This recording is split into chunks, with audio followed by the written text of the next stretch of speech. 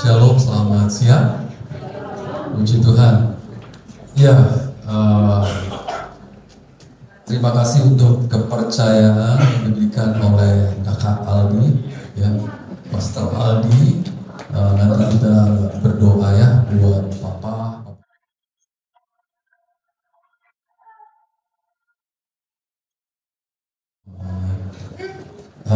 Saya juga kadang kagum melihat istri dari hamba Tuhan Kakak Aldi ini, she's a worshiper. Dia ini buat saya, walaupun sebagai ibu dosen, waduh, benar-benar penyembah. Ya, saya sangat diberkati ketika beliau menyembah Tuhan. Jadi setidaknya di tempat ini, saudara-saudara kalian punya satu pemimpin, istri seorang hamba Tuhan yang bisa mengimpartasikan, mentransfer spirit penyembah, ya, yaitu menyembah di dalam roh dan kebenaran. Puji Tuhan, sekali lagi terima kasih tentunya Tuhan Yesus semua oleh karena kemurahan dan anugerah Tuhan.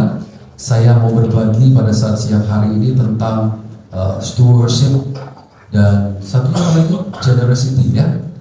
Stewardship ya, tapi saya lebih membahas tentang yaitu happiness in giving, ya. Satu sukacita, satu kebahagiaan ketika kita memberi. Ini juga tidak berbicara tentang sebuah materi yang kita bagi. Hidup itu sebenarnya, apalagi kita itu di dalam Tuhan, hidup itu adalah tentang bagaimana kita memberi sesuatu.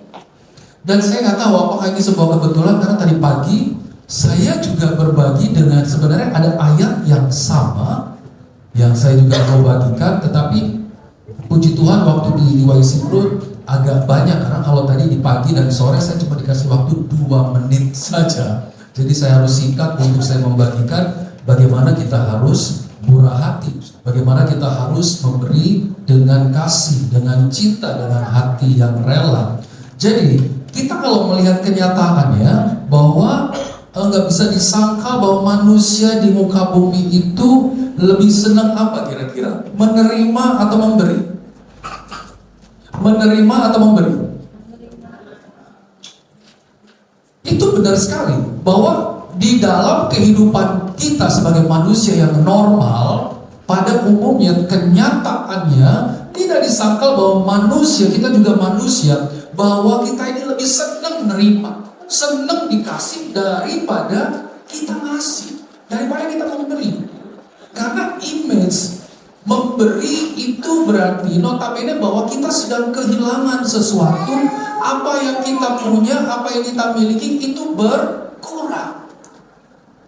Jadi kita lebih senang kalau kita menerima ada sesuatu yang ditambahkan. Kita menerima sesuatu, ada sesuatu yang ditambahkan. Ibu Santi juga sebagai dosen di Fakultas Keuangan, ya, ekonomi, ya. Saya juga backgroundnya adalah manajemen keuangan, dan ya mungkin yang sudah tahu pada kebanyakan mungkin teman-teman bahwa prinsip ekonomi dunia itu mendapatkan hasil yang maksimal dengan pengorbanan yang minimal. Betul nggak itu begitu? Betul, ya. Ya kan? Jadi bagaimana prinsip dunia itu mendapatkan hasil yang sebanyak-banyaknya, atau modal yang sedikit, upaya yang sedikit, usaha yang sedikit, pokoknya untung, cuan. Bagaimana saya dapat untung banyak? Tapi beda kalau kita melihat ada prinsip ekonomi sorga. Coba kalau kita melihat prinsip ekonomi sorga, kita lihat di dalam Amsal yang ke-8 ayat 11 dan 12. Amsal pasalnya yang ke-8, sebentar. Oh, salah, bukan. Maaf, saya salah catat. Amsal 11 ayat 24-25. Amsal 11 ayat 24 dan 25. Oke, saya baca ya. Iya, betul.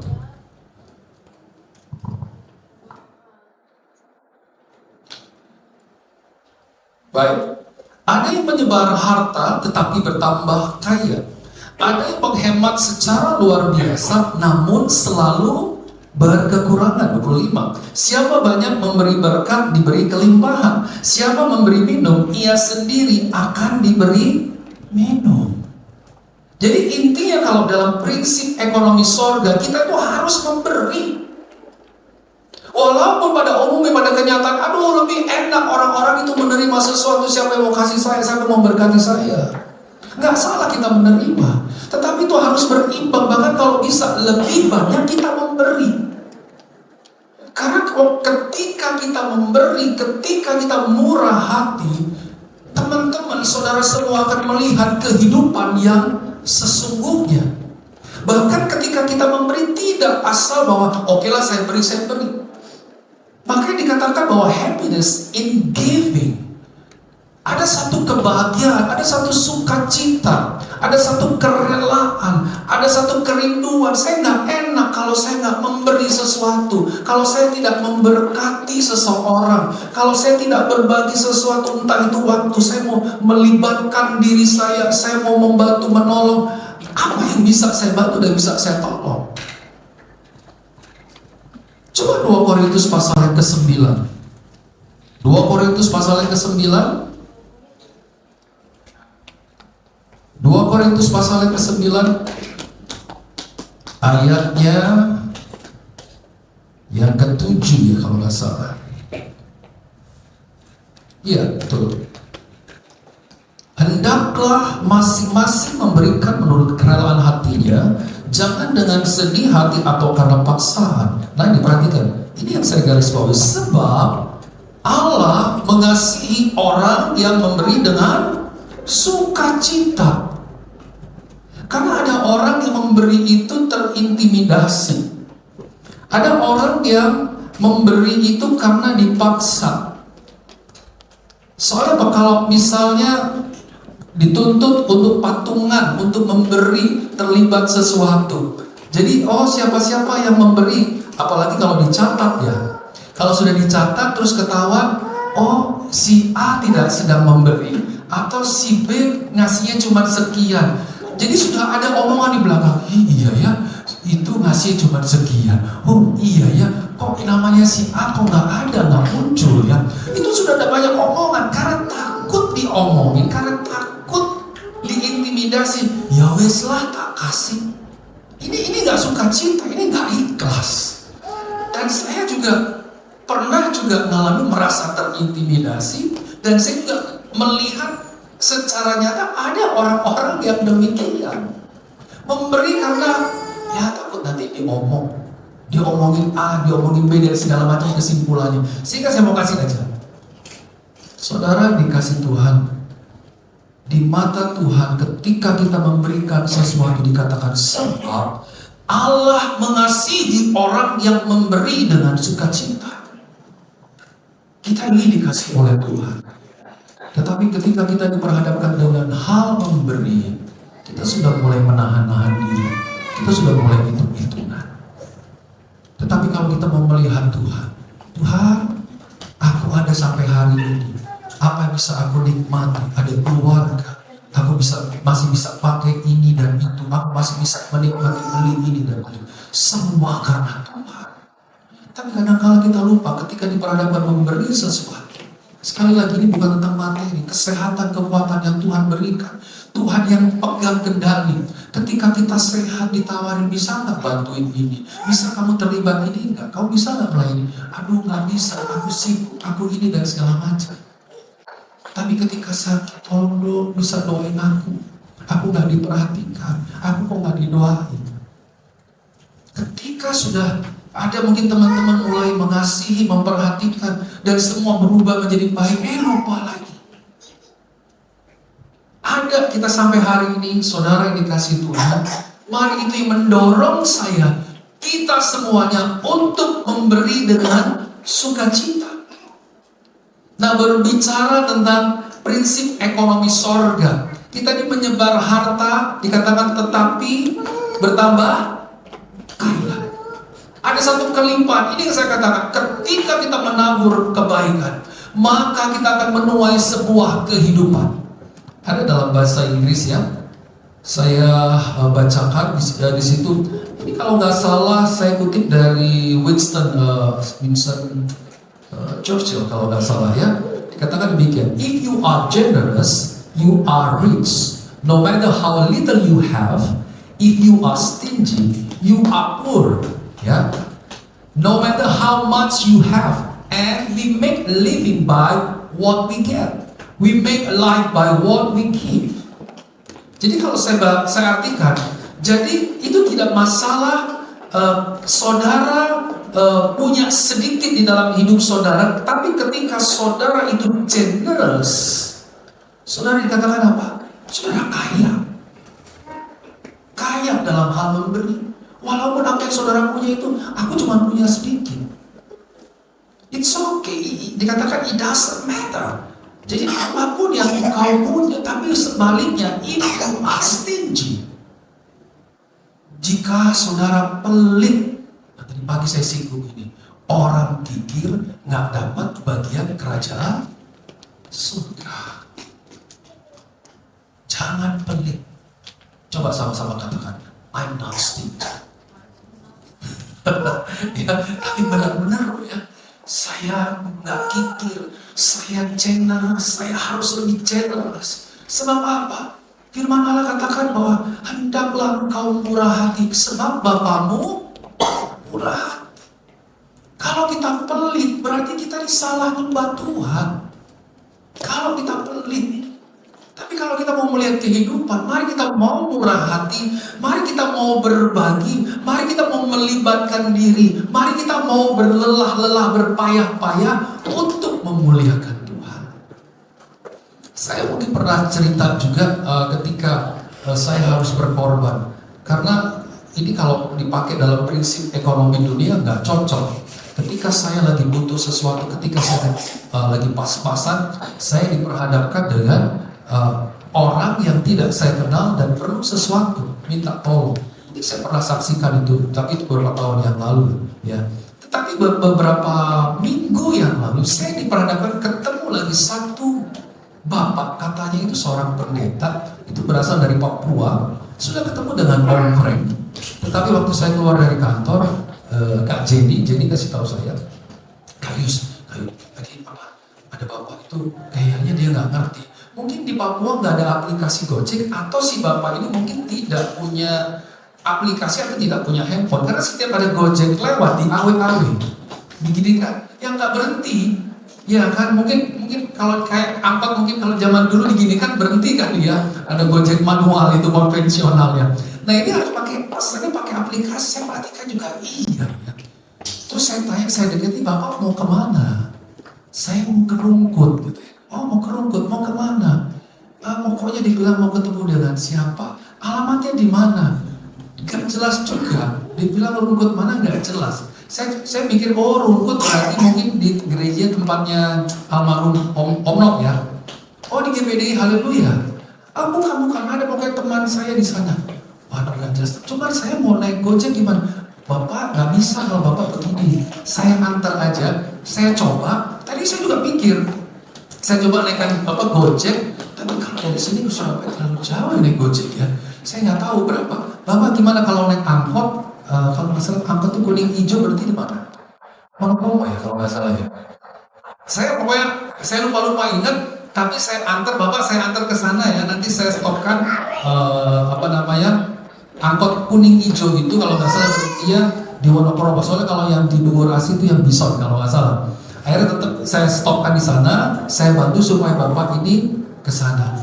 Saya berpikir Tuhan menempatkan saya ketemu dengan orang yang tidak saya kenal. Akhirnya apa? Saya bantu dia, saya antar dan saya berusaha untuk bapak kuasa bayar. Saya bayarnya, saya ngomong sama supirnya, Pak, pulau nyontolong iki nanti bapak saking tepi supaya diantar ke Surabaya. Gitu. Oh, gini Pak. Sudah, Pak udah nggak usah ini. Saya dalam hati saya sangat bersuka cita. Siapa tahu kita nggak ngerti, mungkin kita lihat di sosial media ya, bahkan mungkin film, diperhadapkan kita sedang nolong orang, ternyata orang itu adalah gambaran dari Yesus. atau Tuhan, dan sebenarnya orang itu langsung takut hilang. Secara supranatural hilang. Tapi itu hanya untuk menguji kita. Kita mau bantu nggak orang ini? Yesus sendiri pernah mencatat bahwa ketika aku lapar, engkau memberi aku makan.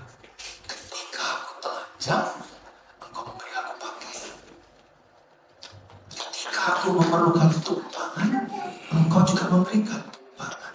Ini yang Tuhan mau lihat di dalam gereja Tuhan, untuk gereja Tuhan lakukan. Kita harus murah hati, kenal nggak kenal.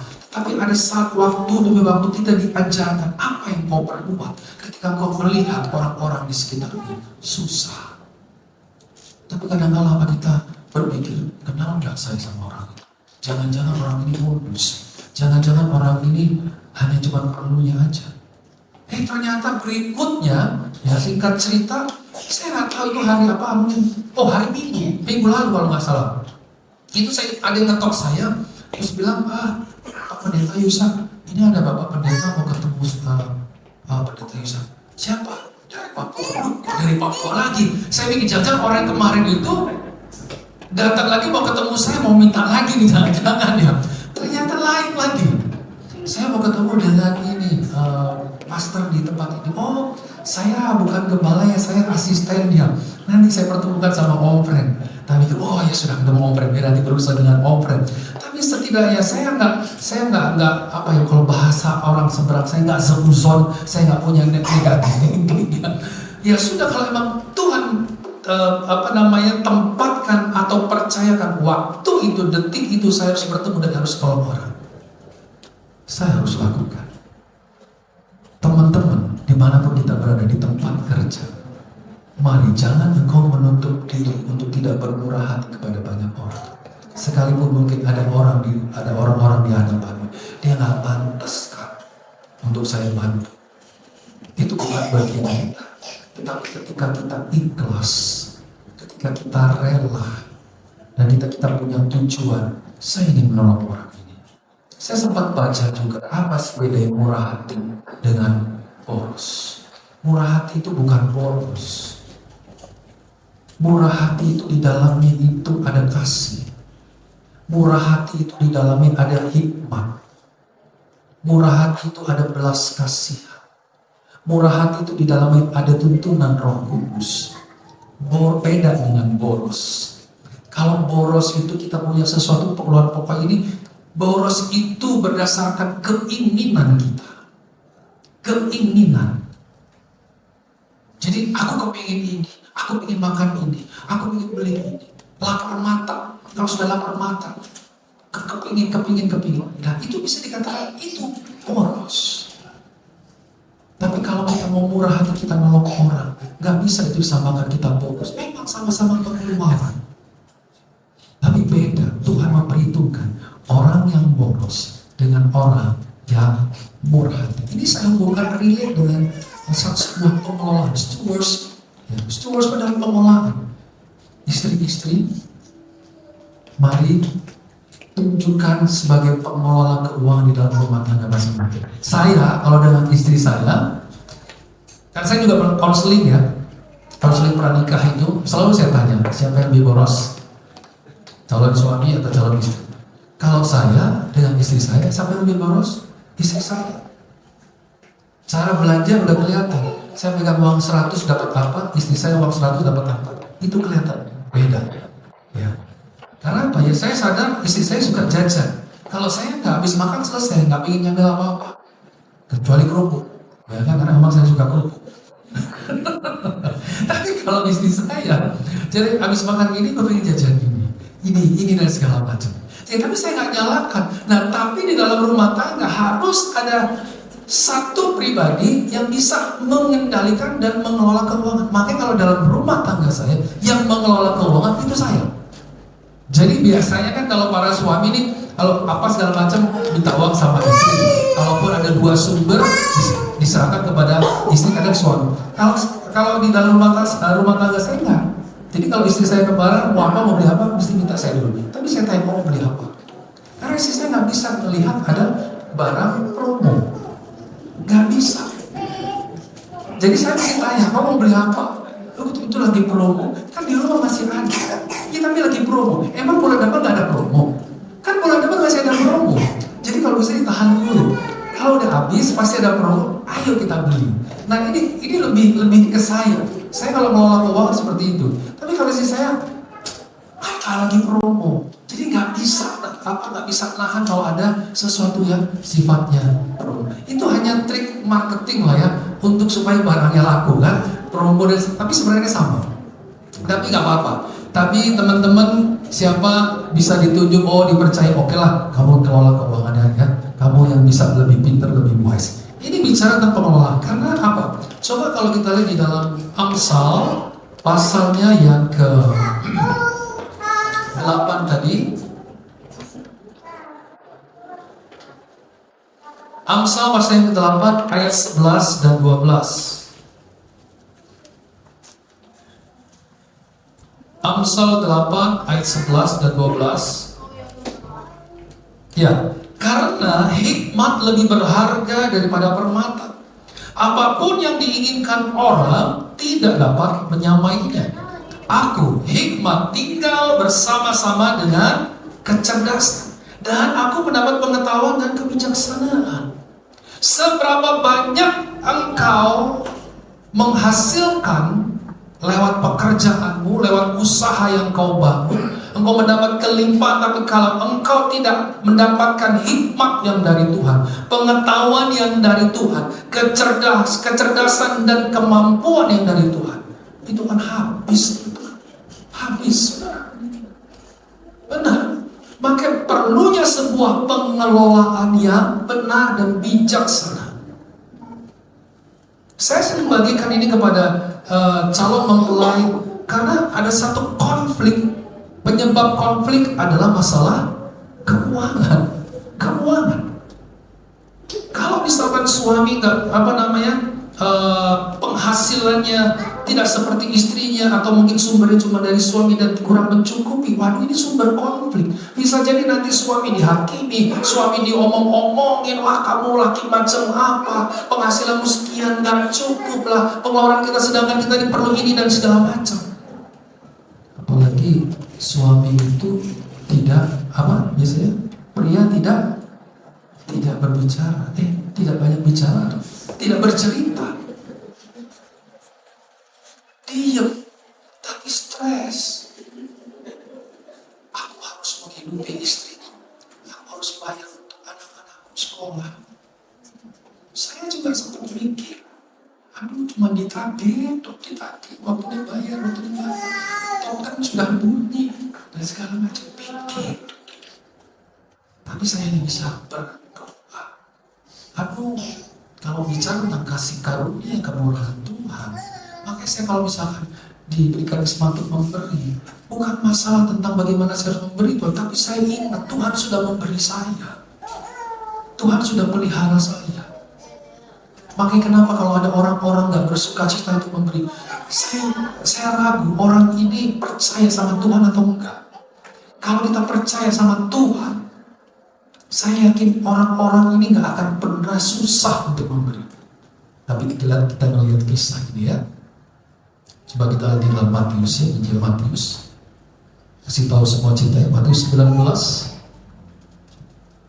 Matius 19 ayat 16 sampai 17, ayat 21 sampai 22.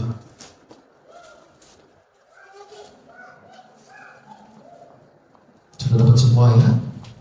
Baik, saya bacakan Matius 19 ayat 16 sampai 17, 21 dan 22. Ada seorang datang kepada Yesus dan berkata, Guru, perbuatan baik manakah? Apakah yang harus kuperbuat untuk memperoleh hidup yang kekal? Jawab Yesus, apakah sebab yang kau bertanya kepadaku tentang apa yang baik? Hanya satu yang baik, tetapi jika kau ingin masuk ke dalam hidup, turutilah segala perintah Allah. Kata Yesus kepadanya, jikalau kau hendak sempurna, langsung saja ya, jikalau kau hendak sempurna, pergilah jual segala milikmu dan berikanlah itu kepada orang-orang miskin, maka kau akan beroleh harta di sorga. Kemudian datanglah kemari dan ikutlah aku. Ketika orang muda itu mendengar perkataan itu, pergilah ia dengan sedih. Sebab apa? Banyak hartanya. Orang muda ini terikat dengan harta yang dia Sehingga ketika hartanya itu, perintah Yesus, jual semua hartamu, berikan kepada orang miskin. Berikan. Gak happy dia, susah dia. Tuhan, saya sudah bersusah payah, sudah bekerja sekian tahun, saya udah nabung, saya udah investasi, saya udah ikut reksadana. Ikut apa lagi kira-kira? Saya nunjuk sini soalnya ada financial advisor. Ya, jadi itu nggak salah, itu tidak salah. Kita harus bisa saving, kita harus bisa nabung. Tapi kalau ada saatnya Tuhan kasih arah, kamu harus berikan pada orang itu. Kamu harus berkati orang itu. Apalagi kalau Tuhan kasih jelas nominalnya, kasih orang sekian. Loh Tuhan, itu yang sisa saya punya. Susah. Makanya kenapa orang muda yang kaya ini susah hatinya? Kenapa? Dia cinta kepada hartanya. Bohong, dia udah berikan ini, saya udah lakukan ini Tuhan. Bohong. Karena apa? Ada ilah lain di dalam dirinya. Ketika kita mendapati orang sedang susah untuk memberi, atau dalam tekanan untuk memberi, atau terpaksa, saya curiga orang itu sedang menyembah ilah lain. Tapi ketika kita menyembah Allah yang benar, Bapa di sorga, seperti firman Allah, hendaklah kau murah hati, sebab Bapa untuk murah hati. Makanya kenapa kalau ada anak-anak, anak ini baik sekali, suka berbagi. Ya soalnya apa? Orang tuanya murah hati. Orang tuanya saya kenal loh, dia suka bagi-bagi di mana-mana. Makanya anaknya juga membawa natur yang sama, DNA yang sama. Kalau gereja Tuhan masih stingy, masih pelit, berarti kita salah bersekutu. Salah waktu kita ibadah, kita nyembah siapa? Jangan-jangan kita lagi menyembah mammon. Nggak bisa. Kita mengabdi kepada Allah, kita juga mengabdi kepada mammon. Engkau harus relakan itu. Ketika Tuhan, untuk ini bayar SPL itu kan. Emang Tuhan nggak bisa melakukannya. Orang muda yang kaya ini tidak bisa dan tidak melihat dan tidak percaya kepada siapa yang ngajak dia. Siapa yang ngajak dia. Saudara dikasih Tuhan. Kalau kita tahu, kita sadar bahwa aku punya Tuhan. Aku punya Allah yang besar. Tapi kalau kita berpikir, aku punya harta yang banyak. Dan setiap kali kita menjadi tenang itu karena kita ngecek apa? Saldo, oh masih banyak. Buka saldo, oh masih banyak. Berarti ilah kita adalah mammon. Tetapi kalau kita melihat Tuhan, terus ngeliat saldo, Tuhan tinggal segini, tapi ngeliat Tuhan senang. Aduh Tuhan, ngeliat Tuhan senang. Itu benar gak sih? Hah? Benar gak? Harus alami pengalaman seperti itu. Saya sudah pernah alami. Makanya kenapa? Saya pernah cerita, saya pernah saksikan, ya Bapak Ibu Saudara, waktu di bandara ini lebih besar jumlahnya. Ada satu titik di mana saldo saya tinggal 51.000. Ini satu cerita lagi. Ketika saya harus mengganti, saya lagi sharing aja. Ketika saya harus mengganti dan itu saya lagi nggak punya uang dan aki mobil saya, ya, aki mobil saya itu soak waktu di Pulau Agustin. Tapi untuk pas lagi di depan rumah, kalau pas di jauh dari rumah, waduh. Tapi waktu itu lagi ada pengeluaran, lagi maintenance ini dan segala macam. Tuhan gimana? Tapi saya percaya. Jadi Tuhan, uangnya ada, tapi saya harus alokasikan untuk bayar sekolah anak-anak saya. Tetapi mobil ini kaki kami, terus kami antar anak-anak, misalnya mau pergi kemana susah. Saya cuma nanya kepada jemaat, tapi jangan negatif thinking ini sebuah modus. Tidak, saya kayak begini. Kepada satu bapak saya WA, pernah tuker tambah ini enggak yang harganya enak diterima gitu, yang harganya masuk akal. Oh iya om, ada om, coba di sini om. Saya sebenarnya, oh di situ saya pernah tahu. Berarti sebenarnya saya punya, tapi saya mau bandingkan dulu harganya kalau tukar tambah itu kaki bekas dengan kaki baru. Ternyata saya banding ternyata harganya masih bagus di tempat saya. Tapi setelah itu udah selesai, terima kasih ya Bapak infonya. Gak sampai 5 menit. Belum saya taruh tuh handphone. Biasanya kan kalau di BCA itu kalau ada sesuatu yang masuk notifikasi kan masuk ya ada. Ini kok ada yang masuk ya. Nah, lihat nolnya lumayan ini. Terus saya cek. Oh ini ada berkat.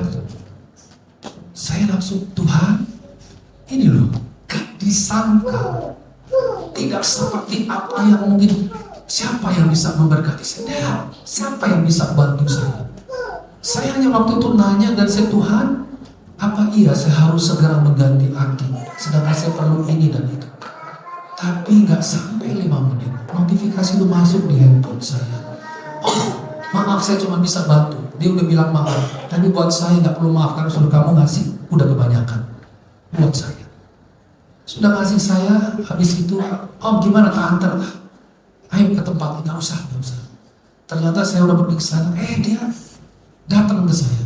Habis saya beli sesuatu mau ngajak saya sarapan. Sudah nggak usah. Saya bilang enggak, ayo. Saya sampai bersemili di depan orang. Ya itulah caranya Tuhan. Itu caranya Tuhan.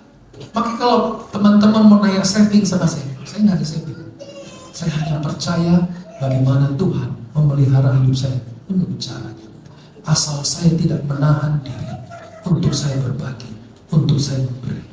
Kalau ada saatnya, kamu harus beri itu. Sekalipun kamu sedang lagi kurang, sekalipun kamu sedang membutuhkan. Kalau aku bilang beri. Aduh banyak cerita. Bahkan berkat itu hanya lewat saja. Ada banyak lewat. Tetapi Tuhan itu gak pernah menutup telinga dan menutup mata untuk memberkati. Kuncinya, Bapak Ibu Saudara, seperti yang tadi pagi saya bagikan, berbahagialah orang yang murah hati, yang generous.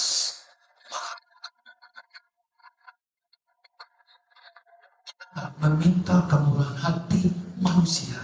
Jangan. Kalau mau ngandalin manusia, kecewa. Ya.